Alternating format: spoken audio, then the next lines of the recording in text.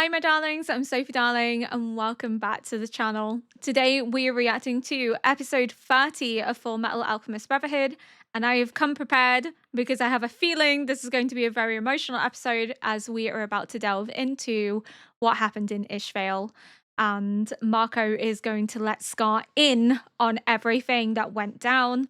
And I know this looks weird, but I use this to clean my glasses and it's the only thing I have on hand. So if I start crying, I have something to wipe my tears. But I think this is going to be a very, very emotional episode for me because Ishvale has been a really, really sad aspect of Fullmetal Alchemist Brotherhood, and we've gotten glimpses into what has happened, but now we're actually going to get quite a lot of the story, and I think this entire episode's probably going to be focused on that, so it's going to be a hard watch. I'm not going to talk for much longer though, because I really do want to see how this episode plays out. And without further ado, we're going to get into Fullmetal Alchemist Brotherhood. He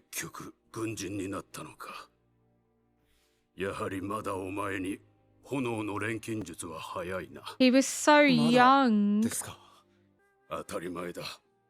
軍の犬になり下がるようなやつには基礎を教えることですらもったいないわ。 Oh wow. 錬金術は大衆のためですか。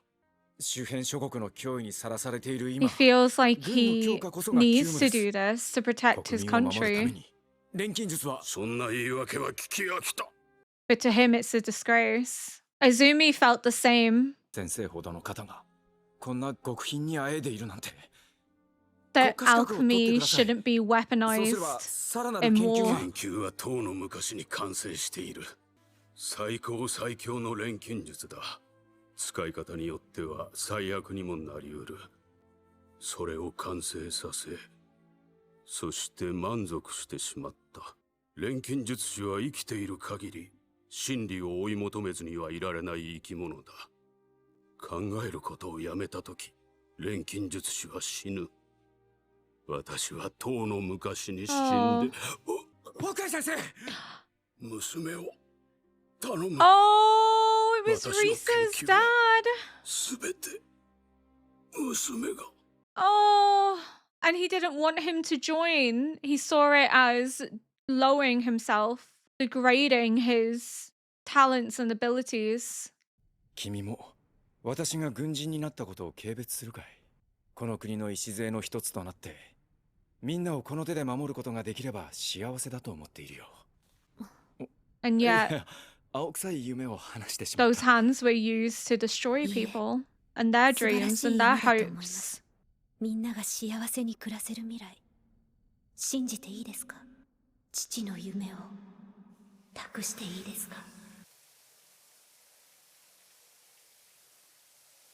By she has all my research, he meant literally on her body. Just when I thought she couldn't be more badass, she shows up with like a whole back tattoo. 人は撃ってないよ。いや、撃てなかったんだ。スカーがウィンリーの両親の仇だったんだ。あの時、心底嫌だって思ったんだ。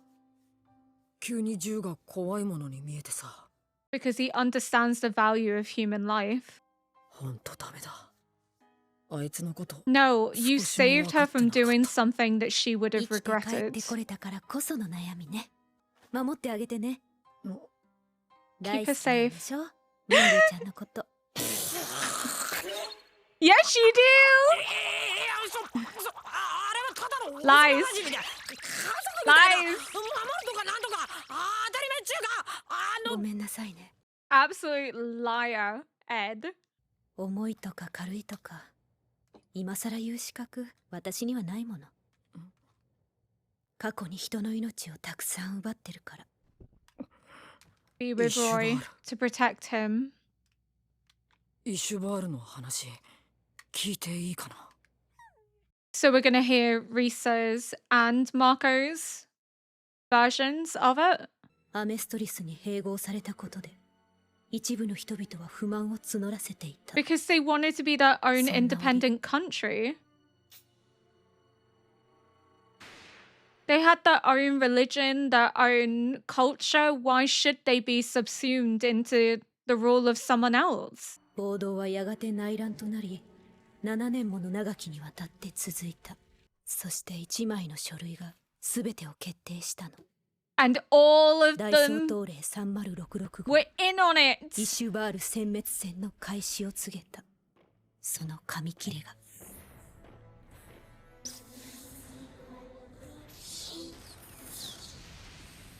空気は腐臭と硝煙の匂いで満ち、砂は流れた血で重く湿ったわ。普通の兵士なら弾を乱射してその一発が偶然人の命を奪うこともある。でも狙撃は違う。引き金を引けば必ず人が死ぬ。原因と結果がこれほど明確に結びついているのは狙撃兵と Oh 国 god. 家錬金術師だけだわ。 That was one of the first that Scar killed. この身こそ戦の先駆けに並んで何とすか。 Jesus Christ. So many lives lost, and for what? Trapping them in so they can be massacred and slaughtered.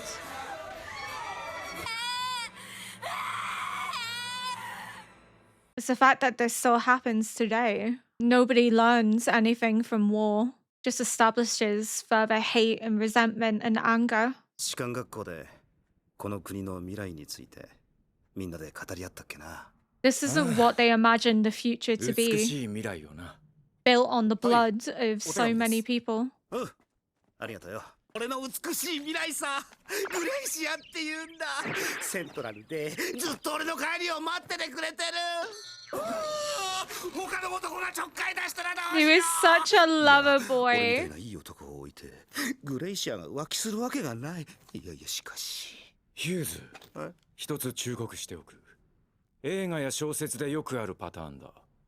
戦場で恋人の話を持ち出したやつはすぐ死ぬ。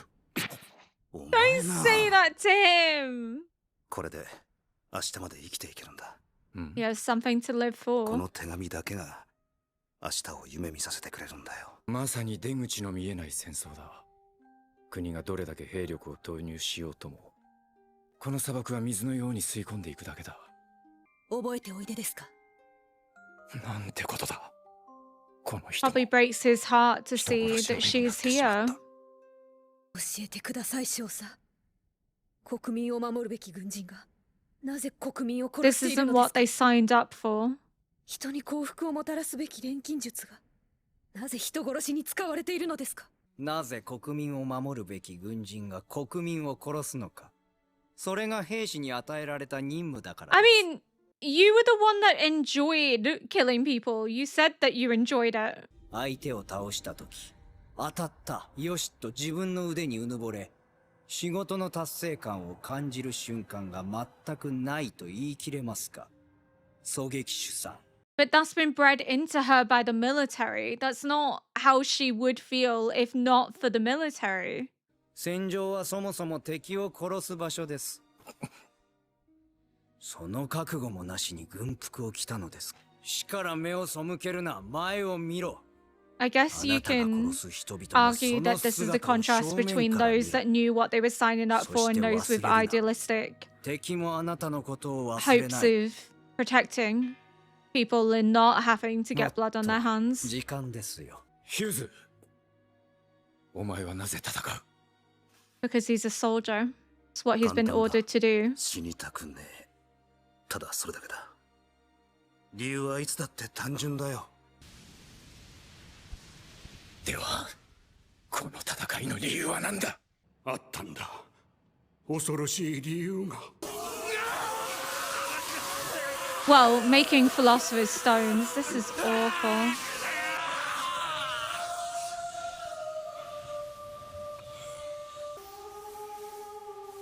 So many lives lost, and for what? 我らの血をもって賢者の石を作ったというのか。グレンの錬金術師の手に長い黒髪を束ねた冷たい目の男が。 What's Kimberly done with it 反射。 that killed his brother? 戦局がたった一つの意志で変わった。体の底に響く実にいい音だ。Did he steal it or was he given it? 鼓膜が歓喜に震える。なんと充実した仕事か。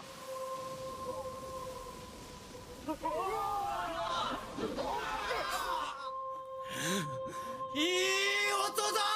素晴らしい。賢者の石。 How did he get his hands on the Philosopher's Stone is the question. 貴様一人の命と残り数万の命とで同等の価値があると？大概にせよ人間。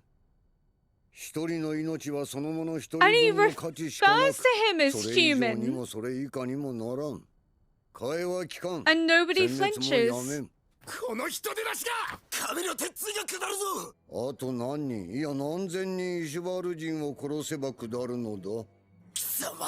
They're destroying 神 gods. とは They're 所 targeting 詮 God. 人間によって作り上げられた人の手によるものに過ぎん。 Because the power that was retrieved by the person from Xerxes, it was to rival God, bring God down. It's almost as if it's a challenge to rival the people who believe so strongly in God and destroy them to prove something. ならば私は自分で守れるだけ。ほんのわずかでいい。大切なものを守ろう。下の者がさらに下の者を守る。小さな人間なりにそれくらいはできるはずだ。イシュバールであんな思いをしたのに、結局この道を選んだのか。はい。 She probably wants to ensure it never happens again. この世の断りが10日交換ならば、新しく生まれてくる世代が幸福を享受できるように、その代価として我々は屍を背負い、血の川を渡るのです。背中を任せるということは、いつでも後ろから撃てるということだ。私が道を踏み外したら、その手で撃ち殺せ。君にはその資格がある。 Oh my god. ついてきてくれるか。 She's probably the only one with permission to shoot him. お望みとあらば、地獄まで。でも大佐が軍人のトップになっても、この国が軍事国家であることには変わりないじゃないか。そうね。今はほぼ軍の傀儡となっている議会をあるべき方に戻し、民主制に移行する。 That's what Roy wants to do, right? 例えばイシュバール殲滅戦の戦争犯罪人を裁くことになるかもしれない。 Which includes So- all of them. 乱世の英雄は平和の世においてはただの大量殺戮者よ。大佐はそれを承知で上を目指してんのか。そんなの自滅の道じゃないか。Which he's aware of, but he wants to be better. 原因がホムンクルスだとしても、 He can't live 実 with 行 what したの he's は私 done. たちよ。死から目を背けてはいけない。 And they 殺した人々を accept 忘れてはいけない。 the なぜ repercussions. なら、彼らは殺した私たちのことを決して忘れないから。私たちの心配をする前に、やることがあるでしょ。アルフォンス君もあなたも、元の体に戻ること。絶対戻ってみせる。あると You 一緒に will. 鎧さん、 Mr. いろいろ Armor. 助けていただいてありがとうございます。エル鎧じゃなくてアルフォンス・エルリック。リックって She's gonna start エドワードエルリックっていたでしょ。 romanticizing 小さい錬 him. 金術師。 The little 僕 alchemist. あれの弟なんだ。マキオっ Ed's gonna て be 体を持っていかれ furious. ちゃったけど。あれの弟ってことはあれにそっくりなのかしら。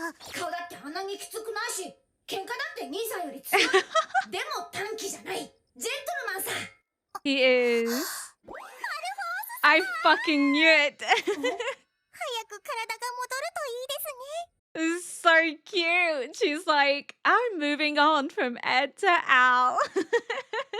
またイシュバールのことを思い出して泣いてんの？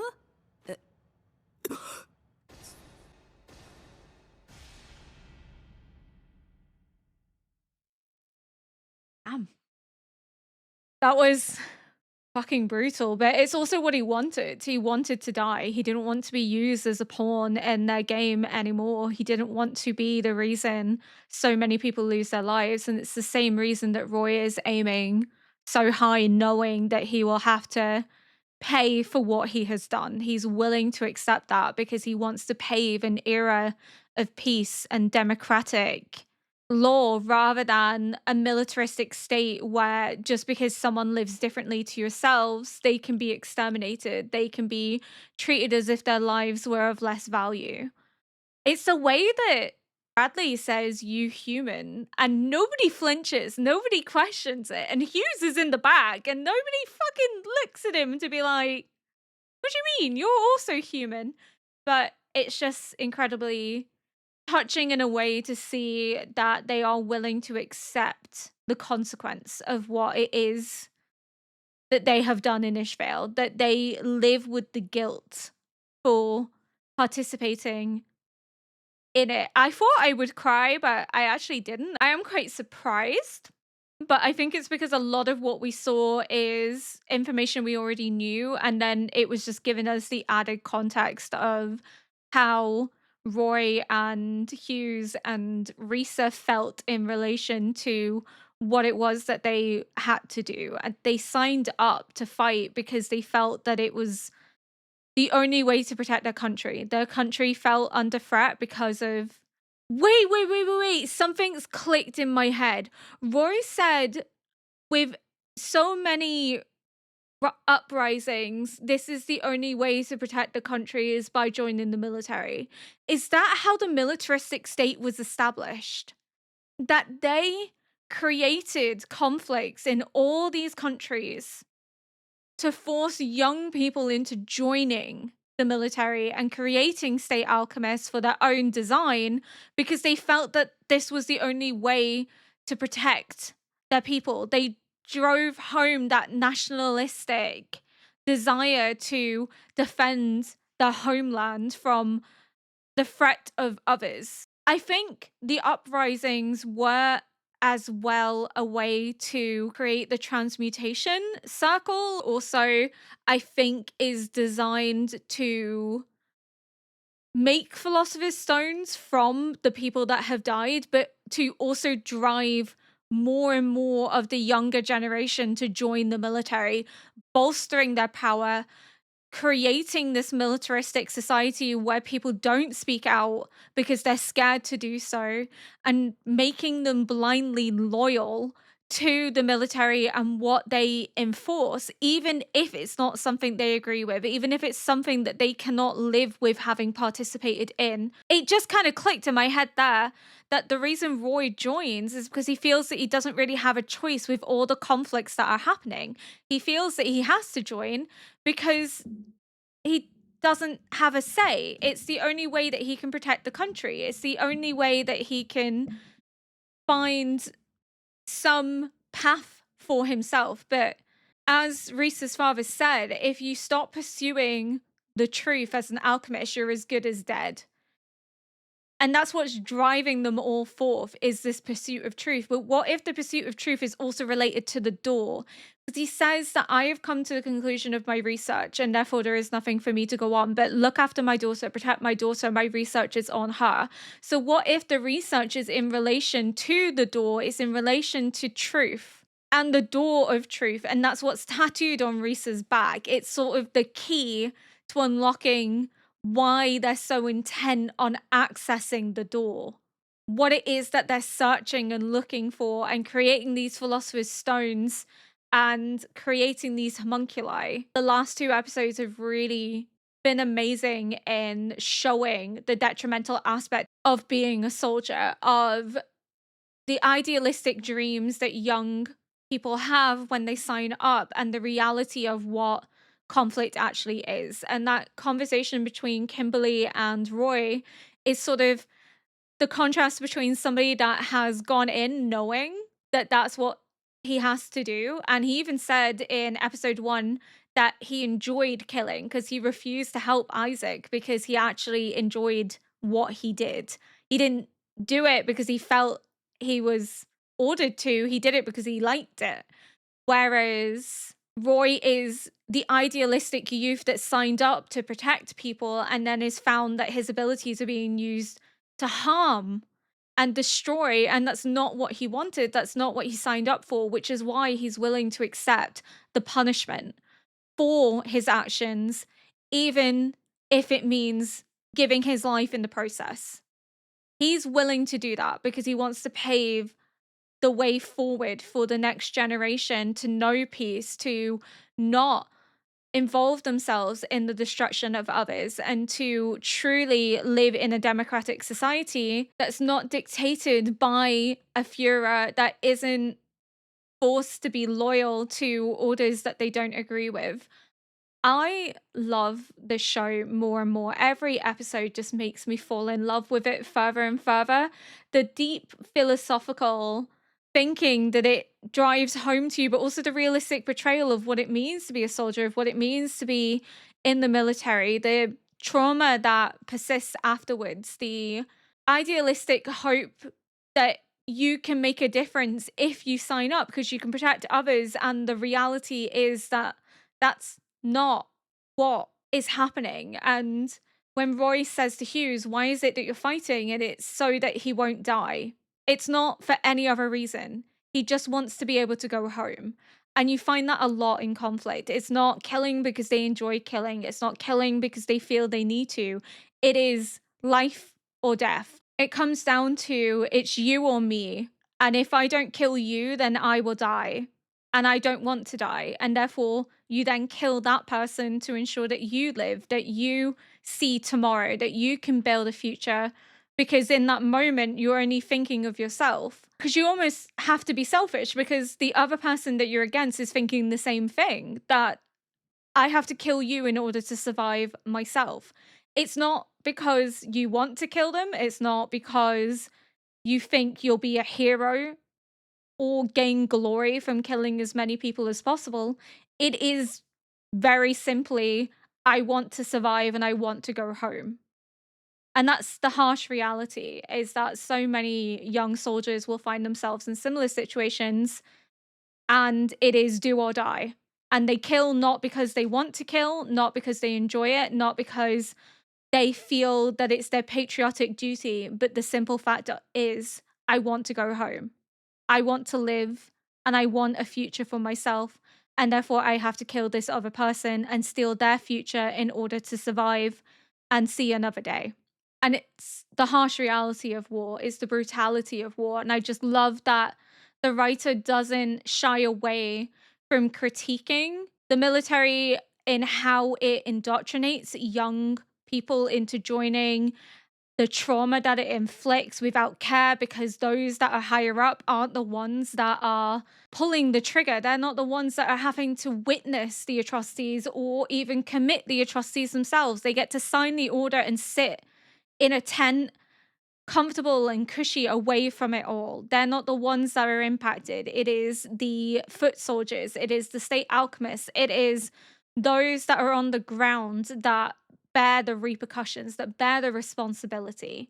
And that's what the show is emphasizing, that the elite weaponize and use idealistic people for their own ambitions without care for the death and destruction that will ensue, without care for the ramifications long term on their mental health. They are just pawns to be used in their game for an ulterior purpose. And that's what Roy wants to stop. Roy wants to prevent that from happening. It's the harsh reality. It really is. And this isn't me being anti-military or anti-defense. This is me merely emphasizing that there is a harsh reality to war that we need to face, which is that it is not this idealistic desire to protect yourselves. If you think about most recent wars, they have been for an ulterior purpose. They haven't been to protect a country that's at risk, to protect your people. There has always been an ulterior justification for going into conflict that benefits the elite in the country. And it's the soldiers that pay the price for the greed of the government, the greed of the elite. They don't reap the consequence of it. They don't. And I am all for defense, but when there is an ulterior motive, an ulterior purpose to be served, it stops being about defense and it starts being about greed and power and control. And the show is clearly emphasizing that. The show is not saying that it's wrong to defend your country or to have aspirations to defend your country. It's more just showing the harsh reality that that's not what's happening in this day and age. That most modern conflicts are nothing to do with defense, but are 100% to do with greed and lust for power and control. There are conflicts that are the exception to the rule, but the harsh reality remains the same, that the elite will weaponize the military for their own benefit, and it's soldiers that pay the price. It's soldiers that reap the long-term consequences, and the show isn't shying away from that, and I love it. I love that the show is showing the harsh reality that so many idealistic young people sign up because they believe that they're going to make a difference and realize that that's not the case, and are forced into a situation that they never expected or wanted to be in. I think that's all I have to say for now. If you enjoyed this react, please consider liking, subscribing, and leaving a comment below to help boost this video into the algorithm. And until next episode, bye!